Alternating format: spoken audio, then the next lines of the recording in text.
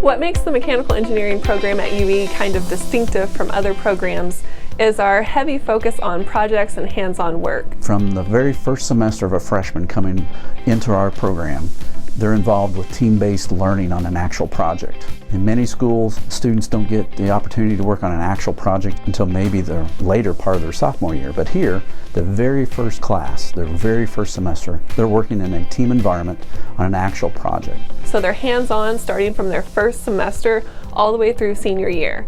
And they can work on design teams that are competing in international competitions, or they can work on undergraduate research projects where they get some of that research exposure and can even present at national conferences. In the real world industrial engineering, you're working with other groups of engineers. What we keep hearing back from employers is that they really appreciate the well-rounded education of our mechanical engineers and their ability to communicate their engineering design to a non-engineering audience. So we actually have employers that come because they know that our students work in teams. Matter of fact, not only can they work in a technical team, but they can lead a technical team.